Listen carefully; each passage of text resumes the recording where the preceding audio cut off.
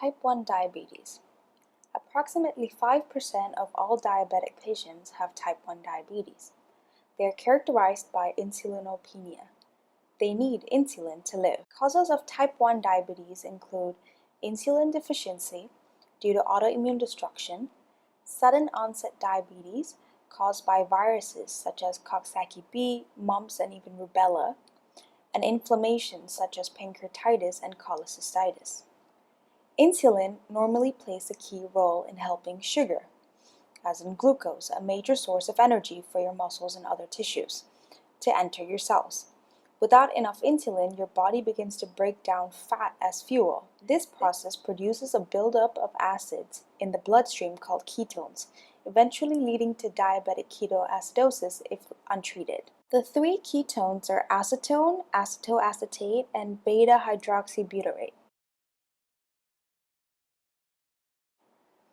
Insulin treatment is the treatment used for type 1 diabetes. Insulin is administered by an injection subcutaneously on the upper arms, eyes, bum, or the abdomen. The preferred site for insulin injection is the abdomen. Create an imaginary circular area a few centimeters away from the patient's belly button. The injection site should be changed frequently to prevent areas of lipohypertrophy. There are two general types of insulin used in treating type 1 diabetes. The first is basal insulin, which works by replacing the insulin that is excreted by the pancreas constantly, whether we eat or not. There are intermediate-acting insulin, such as insulin isophane, that works for 14 to 24 hours, and long-acting insulin, such as insulin glargine, that works for 22 to 24 hours. The second type of insulin is known as short-acting insulin. This is used to cover the carbohydrates in the food patients eat. These short-acting insulin are given right before a meal or snack. Dosage depends on the carbohydrates in the food. Examples include insulin regular, insulin aspart, and insulin lispro. There are different combinations in which insulin can be prescribed. In a patient with new presentation of type 1 diabetes, a basal bolus insulin regimen is used. This has a rapid-acting insulin analog given before each meal, and with an evening meal, a long-acting insulin is given. Prescribing can be broken down into multiple steps. First, calculate the TDD, the total daily dosage. This is basically the total units of insulin the patient takes in one day. The TDD for most patients is about 0.5 to 1 units multiplied by their body weight. An average of 0.75 can be used. So let's say patient 1 weighs 70 kilograms. So the total daily dosage is 70 by 0.75, which comes to 52.5 units. Next, divide the patient's TDD by half. 50% of that should be given as long-acting insulin, and the remaining 50% should be divided as per the patient's number of meals and given before each meal. So with a TDD of 52.5, 50% of this is 26.25. Let's round this to 26 units. So 26 units of a long-acting insulin, such as insulin glargine, is given. The remaining 50% is divided as per the meals. Let's say patient 1 takes 3 meals per day. So a third of 26 units gives approximately 9 units.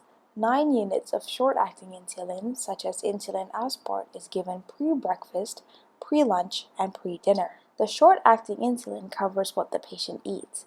If the patient eats 6 meals, then the dosage should be split by 6. TDD can also be used to estimate the amount of insulin needed per unit carb intake. If the patient decides to have a snack, then the snack should also be covered by a short-acting insulin. This can be done by the rule of 500. 500 divided by TDD gives the unit of carbs covered by 1 unit of insulin. For patient 1, 500 divided by 52.5 would give 9.5 units. So, each unit of insulin covers 9.5 grams of carbs.